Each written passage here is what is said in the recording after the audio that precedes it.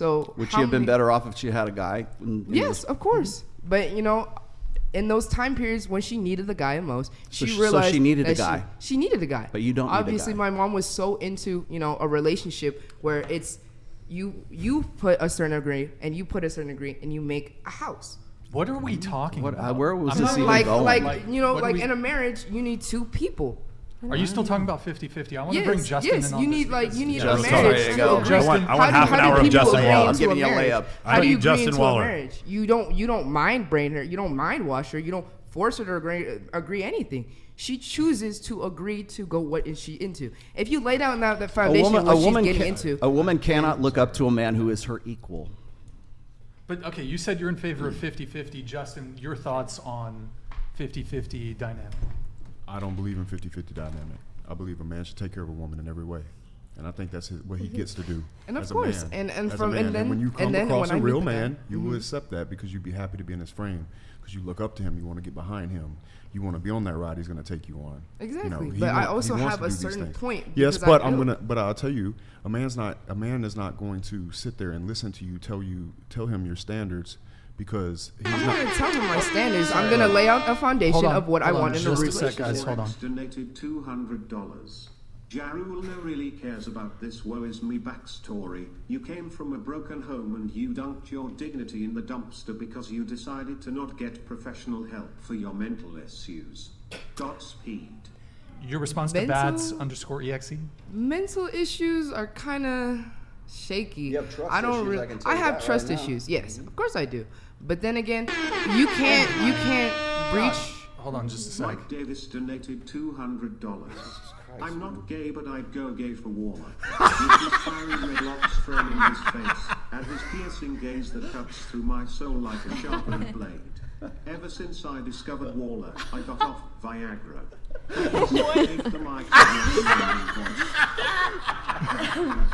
Welcome to the Whatever podcast. I'm glad to be here. Thanks, Mike, I think.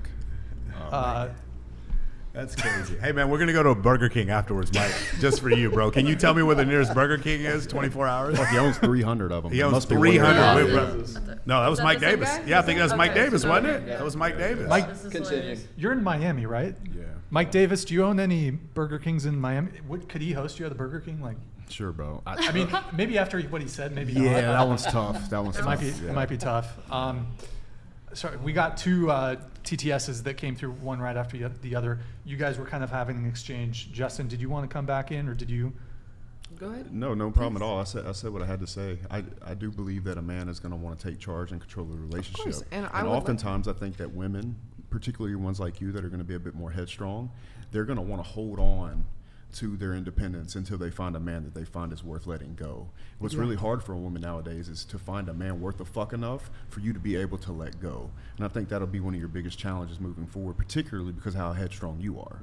You know, and that's all I really have to say about it. If you find that right guy and he comes through and he's just like you, just everything that you think you want is no offense, not true.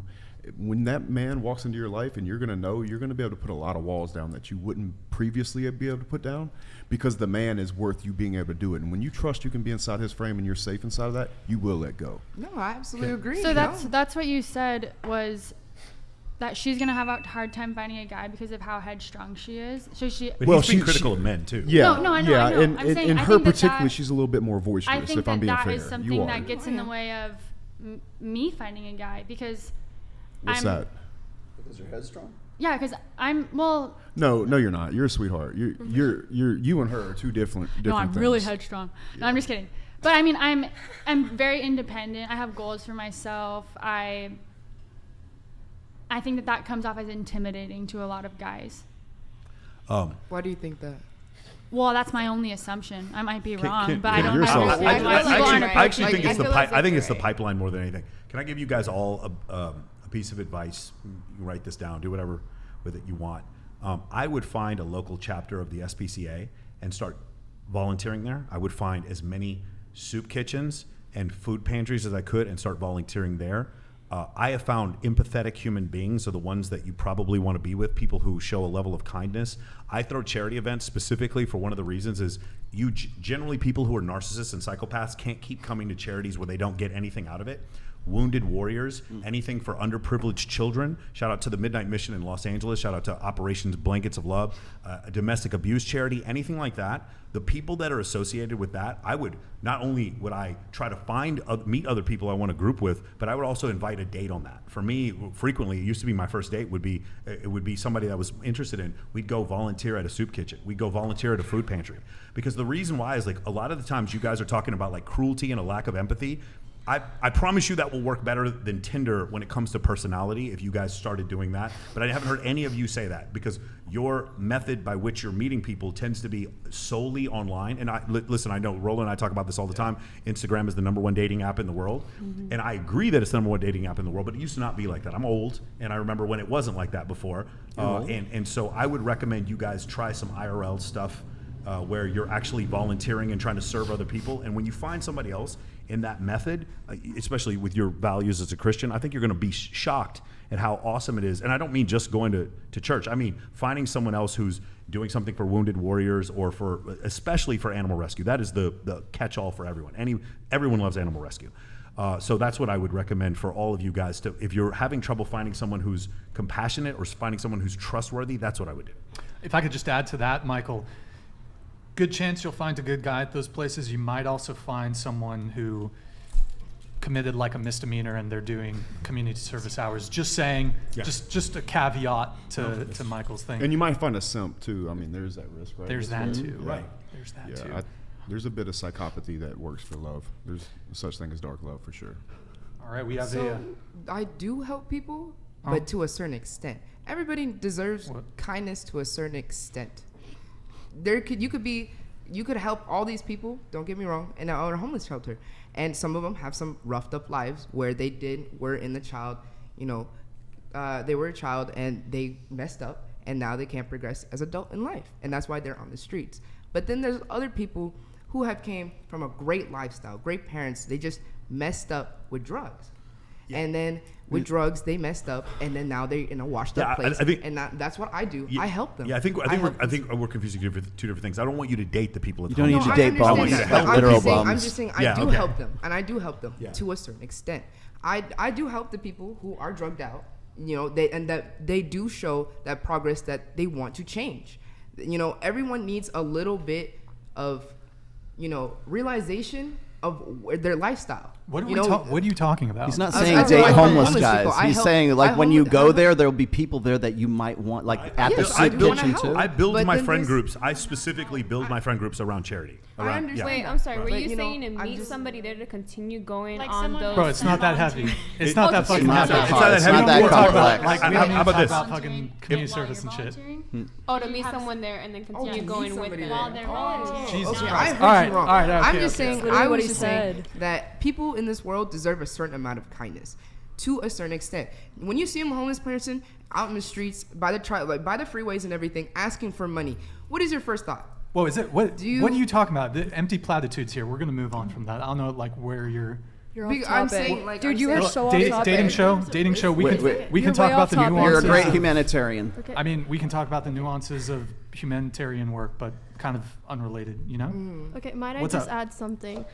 Honestly, I love your advice, but most people I know nowadays, they don't want a good guy. They don't really want that. They want to be. I do. I think I might be able to fix this with a sentence. You want a man that can slit a throat and hold a baby in the same day. That's what you want. Yes. Yeah. That's who you're looking for. Yeah. Okay, so he's at Michael's event, but he can also be Michael when Michael's in the military. I'm sorry, was that sarcasm or like were you actually being for real? No, like, I'm being for real. Like a lot of people, like the partners that they choose, I don't know. No, I'm talking about you. You Me? specifically. That's no, what he was asking. But what was the question? If you would be with somebody who would slit a throat and hold a baby at the You're same fucking time. right. hell That's what yeah, you want hell as a yeah, woman. yeah. That's what you That's want. I what want someone who Yep. not afraid of guns and shit. Like I want Absolutely. someone who can hold their own. Like, That's the kind of man I you don't want. want a fucking soy boy liberal cuck or whatever. I don't. You fucking want a man. You want a man that could Yeah, could I be want good a with man your who's a kids and at the man same who's time not kill afraid to somebody be a that came in your man. house. That's what you want. Yeah, 'cause So no like- blue hair then. Hell no! What Okay, the good. fuck, dude? Who No. are we talking about, by the way? Dude, I don't know, but I'm just saying, like. All right, let me get a couple of these super chats here. Let's see. I think we did. Wait, did we do this one?